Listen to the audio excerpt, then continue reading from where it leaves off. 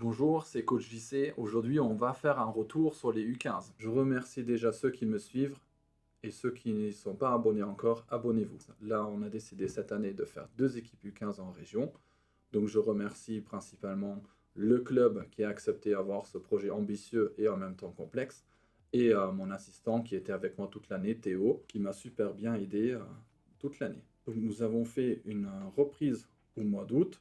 Donc ça faisait 3 semaines avant les premières TQR, les qualifications régionales, où nous devrons participer dans la Ligue de Centre-Val de Loire. Donc on a fait ceci. Donc reprise un petit peu complexe parce qu'il y a des joueurs qui sont en vacances. Vu leurs parents et leur travail, à ce moment-là, ils ont pris les vacances. Donc un petit peu des moments où on est plus, un petit peu on est moins. J'ai eu la chance d'avoir Jonathan Blot, ancien préparateur physique de l'équipe professionnelle, qui s'est mis en disposition sur les bénévolats, sur la préparation physique, où nous sommes allés un petit peu sur la piste pour travailler, les appuis, renfo, et c'est bien mettre en route avant la saison. Donc forcément, j'ai gardé mes principes de l'année précédente sur la suite. Donc on a fait ce travail-là, la mise en place, ce que j'appelle code de la route, nos formes de jeu, comment on se déplace, et puis ça reste assez riche et complexe. Donc ce travail est effectué sur 23 joueurs. Donc on avait 23 joueurs dans l'effectif, donc ça fait beaucoup de joueurs à un coup pour avoir 2 équipes en région. Et dans cette période-là, nous avons effectué un seul match amical au mois de septembre. Une fois arrivé au mois de septembre, donc nous avons récupéré tous les joueurs vu l'école. Donc le groupe il est fait des joueurs qui sont en section sportive et en CHA, donc la classe horaire emménagée, et j'ai également eu des joueurs qui ne sont dans aucun de ces 2 dispositifs. Donc en règle générale, on avait entre 3 et 5 entraînements par semaine pour un joueur. Donc dans cette période de septembre-octobre, nous avons joué 2 tournois qualificatifs sur lesquels les 2 équipes ils ont participé. Les équipes, on les a mélangées au début, donc on a mis en par rapport de la force, en par rapport des deuxièmes années qui devraient retrouver un petit peu plus de responsabilités pour qu'ils soient en adéquat avec leurs projets et objectifs personnels pour certains, qu'ils étaient très ambitieux. Et bien évidemment, à ce moment-là, on a vraiment retrouvé les 23 joueurs tous les vendredis pour les entraîner. Nous avons fait beaucoup de travail avec Théo pour justement adapter les séances, qu'il a le plus de pratique possible, qu'on en tire le plus possible sur cette période-là, qu'on enrichisse nos joueurs et puis nous nous enrichissons aussi pour pouvoir être compétitifs avec ces 23 joueurs. Et notamment sur ces entraînements de vendredi, ce qu'on a su en tirer, l'intensité, voilà, était au rendez-vous.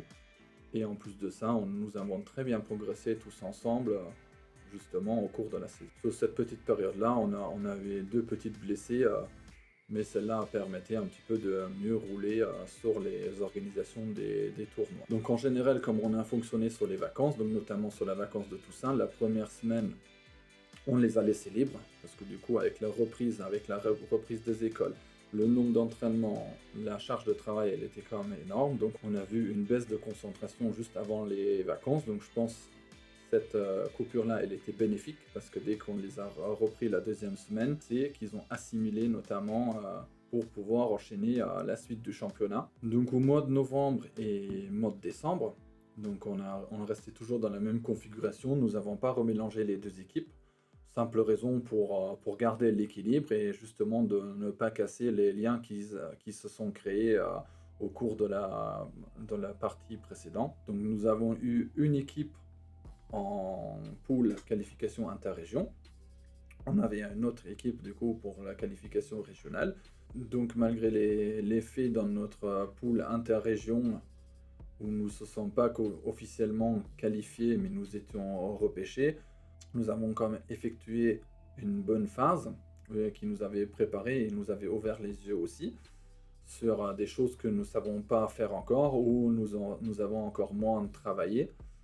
L'autre groupe, elle a fait un super phase qui a terminé sur le podium en égalité avec plusieurs équipes sur 5-1.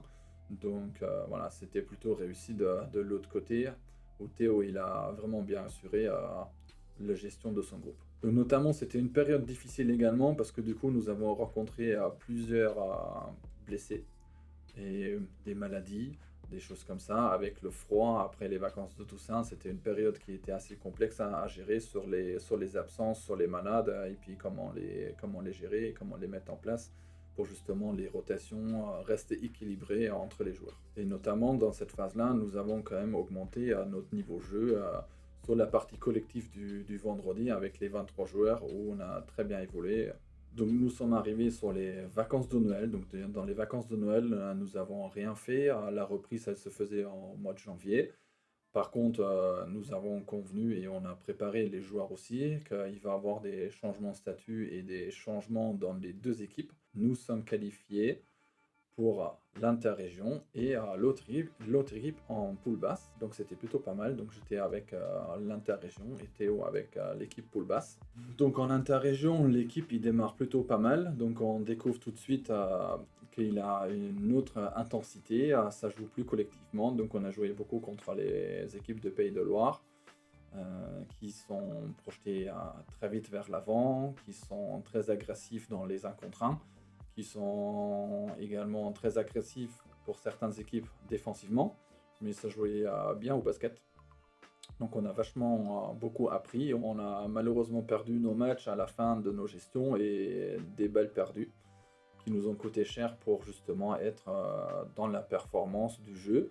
Mais on était bien dans l'apprentissage de ce qu'on voulait faire. Au début, quand nous avons remodifié les équipes, forcément, il y a certains repères qui se sont perdus, mais sur notre fond de jeu, les principes, ça n'a pas changé. Donc on a pu avancer et puis les joueurs ils se sont quand même assez rapidement réintégrés dans leurs nouvelles équipes et dans leur nouvel rôle pour justement avancer et porter l'équipe les équipes. L'équipe poule basse, elle a affronté aussi des difficultés où ils ont eu des blessés et certaines absences sur certains matchs, donc la performance n'était pas forcément au rendez-vous, mais ils se sont toujours battus, donc eux, ils ont fait aussi quelques défaites courtes avant de se vraiment relancer sur une belle série de victoires. Donc ils ont bien travaillé et Théo aussi, il a su mettre en avant ce qu'on a travaillé. Donc dans la progression des joueurs, c'était bien évidemment et bien vu ce qu'on fait dans notre quotidien. Donc c'est une période aussi où également avec notre projet et le lien de club, on travaille avec le centre de formation et notamment j'ai pris 4 joueurs pour se présenter au centre de formation. Donc ils ont fait un entraînement avant les vacances de février et ensuite après les vacances de février, ils ont eu encore des opportunités pour s'entraîner avec le centre, pour être vus et pour justement apprendre un petit peu plus et avoir une autre expérience qu'ils ont apporté ensuite à notre équipe. Donc on a eu aussi des joueurs qui s'étaient sélectionnés au niveau U14 et au niveau U13 au niveau de la ligue, sachant que j'avais un joueur surclassé à 2010 qui rentre à la fin d'année ou cette fin d'année au pôle. Cette période de mars-avril n'était pas une période facile car il avait des voyages scolaires, donc pour les 3e, pour les 4e, qui se sont chevauchés une semaine sur l'autre. Nous avons joué un match où ils ont rentré le matin. Donc pour eux, c'était bien évidemment compliqué. Mais ça n'enlève pas le fait que sur notre travail, on est resté sur la même ligne. On a su progresser dans cette deuxième phase et on a su inverser les tendances. Donc c'est plutôt bien, c'est une preuve de caractère, c'est aussi une preuve que nos joueurs ils ont bien progressé, qui commencent un petit peu à aborder petit à petit cette notion de la performance et la notion de l'importance des matchs. Et dans cette période-là, avant la fin du championnat, nous avons participé sur un tournoi, le TIAM, qui est à Orléans, à Chessy notamment. C'est un tournoi international, donc ça fait plusieurs années que le club y participe. Donc cette année, j'ai décidé d'aller avec les premières années et j'ai amené avec moi 2 U13. Donc justement pour un petit peu se préparer aussi pour la suite, pour donner un petit peu plus de l'importance sur le rôle de certains qui ne les ont pas cette année et aussi essayer les deux U13 qui vont monter de U13 en U15. Donc c'était plutôt une bonne expérience. J'ai vu des belles choses, comme des belles prises de responsabilité, comme une petite évolution sur les 3 jours qu'on nous avons fait. Donc c'était plutôt agréable à voir. Donc je pense que ce tournoi-là a été réussi et pour certains ça faisait un déclic après pour terminer le championnat. Donc la poule basse, elle s'est terminée assez rapidement au mois d'avril. Donc eux, ils ont fait un très bel championnat. Donc à la fin, ils ont fait une série de victoires qui leur a permettait de finir sur le podium. Donc ils ont fini troisième. Donc c'est plutôt bien. Donc les joueurs qui étaient dans ce groupe-là, ils peuvent être fiers d'eux. Et on va continuer à travailler parce que la grosse partie était quand même aussi des premières années. Donc c'est plutôt bien pour la suite de ce qu'on est en train de mettre en place. L'interrégion, donc nous avons fini avec l'équipe qui a gagné le championnat interrégion suite au playoff. Donc c'est une équipe qui n'a jamais perdu depuis le début de la saison. Donc c'est Nantes Carquefou qui a une belle équipe. Donc c'est une CTC, que ça travaille bien. Ils ont des belles notions, ils avaient des très bons joueurs. Donc ils ont fait une très belle championnat. Par contre, nous, l'idée, c'était sur ce match-là de s'évoluer, parce que c'était la meilleure équipe de laquelle on a affronté cette année. Donc, savoir un petit peu évaluer qu'est-ce que nous avons fait cette année et montrer ce qu'on est capable de faire sur ce match. Premier carton, on leur rentre dedans, un très bon premier carton.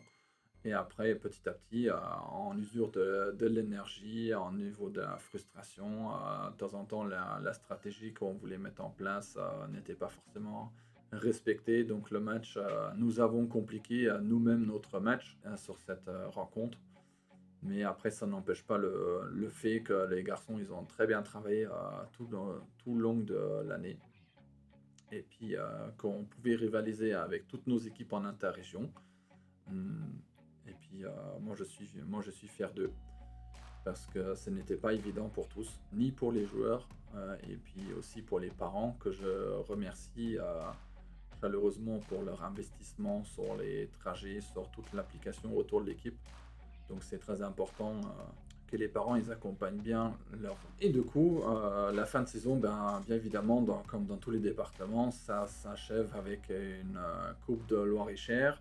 Dans la Coupe de Loir-et-Cher, vu comme nous avons 3 équipes U15 dans le club, nous avons dû faire un triangulaire. Donc nous avons fait ce triangulaire où hiérarchiquement, c'était respecté. L'équipe interrégion allait en finale, l'équipe poule basse fait deuxième sur le triangulaire et l'équipe 3 qui se sont bien défendus et ça leur permettait de jouer un petit peu plus, de s'affronter à meilleur et voir aussi qu'est-ce que ça donnait un petit peu plus haut. Donc nous avons joué la finale contre Saint-Ouen. Donc nous sommes partis avec 33 points d'écart qu'on a su rattraper assez rapidement et après nous avons joué avec le plaisir sur cette chaude journée à Romorantin pour avoir une dernière match de basket avec le groupe tous ensemble. Donc l'ensemble de la saison, ce qu'on peut en retenir, que ce projet-là, c'était un succès. On avait il y a un joueur qui a su être retenu pour le centre de formation qui va être partenaire d'entraînement. Il vient continuer à évoluer avec les U17 régions. Mais c'est déjà une belle avancée parce que ça fait 2 années de suite que du coup, de ce projet-là, il a un joueur qui puisse toucher au centre de formation. Je lui souhaite le meilleur, qui progresse bien. Nous avons eu dans ce projet-là un 2010 qui était surclassé, notamment un grand gabarit, pour justement qu'il puisse s'affronter contre des joueurs de sa taille. Donc son projet c'était aller rentrer au pôle, donc c'était atteinte. Donc lui, je lui souhaite également le meilleur et puis qu'il continue à progresser. Et il a su également se faire une petite place dans l'équipe élite dans laquelle il sera fléché. Donc c'est plutôt prometteur pour lui dès la première saison de continuer et continuer à élever son niveau de jeu, continuer à travailler et continuer justement à progresser et poursuivre ses ambitions qu'il a. Ensuite, je pense ce qu'on va devoir améliorer pour la saison prochaine, c'est notamment notre jeu de relance et le jeu rapide dans lequel nous ne sommes pas très développés pour l'instant. et notamment dans la partie transitionnelle entre le jeu de défense et jeu d'attaque pour pouvoir se projeter vers l'avant après les défenses ou après tout type de violation aux remises en jeu. Je pense aussi on va devoir mettre un point un petit peu plus sur défensivement, sur notamment notre défense homme à homme, à continuer à perfectionner ce qu'on était en train de mettre en place et notamment ajouter un petit peu plus le jeu de tout terrain en défense. Nous avons besoin aussi de progresser physiquement. Nous avons subi certaines situations dans des matchs, d'apprendre de se battre, d'apprendre de prendre certains coups et pouvoir évoluer physiquement, comme dans l'endurance, comme dans la force, comme dans tout, et notamment avoir cet état d'esprit de combattant. Certains d'entre vous, vous suivez déjà la chaîne. Nous avons filmé tous nos matchs cette année. Donc ça m'a permis de faire des statistiques, et notamment en interrégion, bah, c'était bien la preuve qu'au niveau de perte de balles, quand on gère pas nos ballons, bah, c'était concluant avec une match perdu. Donc ce que j'ai retenu, c'est plus qu'on dépasse les 25 balles perdues, bah, à ce moment-là, on peut parler des matchs perdus. Tous nos matchs que nous avons gagnés, nous avons maîtrisé la balle dans ces 25 pertes de balles. Donc nous n'avons pas dépassé les 25 pertes de balles pour gagner nos matchs. Mais même si c'était un défaut, nous, on avait su progresser quand même sur ça au cours de la saison, de mieux gérer nos remises en jeu, nos montées de balles, et puis proposer toujours un jeu très collectif, toujours partageur dans les placements comme dans les déplacements, le jeu de passe, les jeux d'action, le développement de pick and roll et des écrans non porteurs. Donc chez nous, ils sont intégrés assez rapidement car nous avons le lien avec le centre de formation et du coup, j'ai également le rôle aussi pour pouvoir présenter certains joueurs au centre de formation. Donc ça me paraît important qu'ils ont déjà certaines notions. On ne les spécialise pas dans ces domaines-là, mais ils ont déjà entendu parler, ils savent le faire sur certains types de défense. Et puis quand ils vont pouvoir s'entraîner avec le centre, bah, à ce moment-là, bah, ils sont prêts, ils ne sont pas à la rue.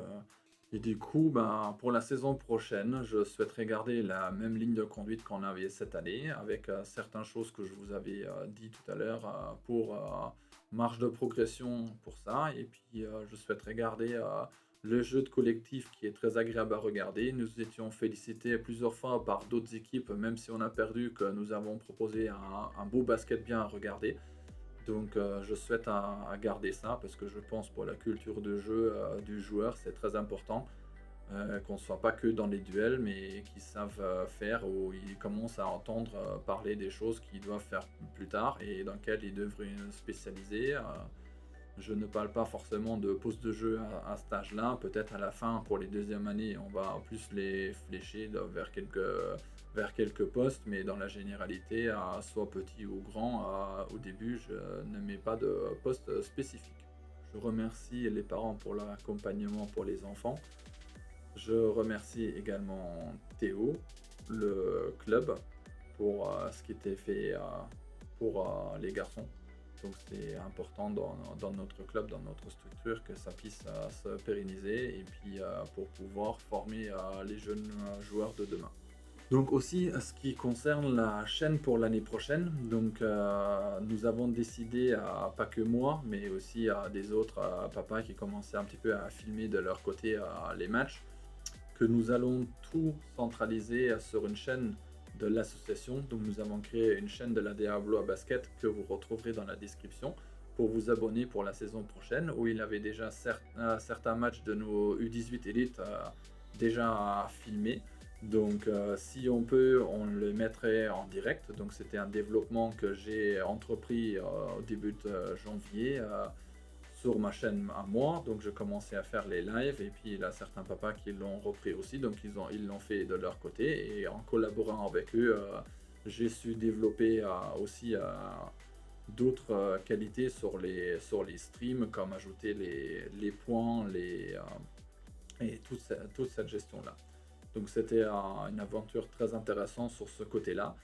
Donc pour la suite de cette chaîne, comme je fais actuellement, je pense que je vais faire des petits retours après les matchs comme ceci. Un petit peu plus court, bien évidemment, parce qu'un match, voilà, on va pas rester 10 minutes sur un match. Mais l'idée, c'est ça. Je vais également mettre d'autres contenus qui concernent un petit peu plus les entraînements et puis le travail individuel que je peux faire dans les intersaisons sur ces contenus-là. Abonnez-vous sur la chaîne de l'association. Je vous souhaite à tous un bon été. On se retrouve la saison prochaine.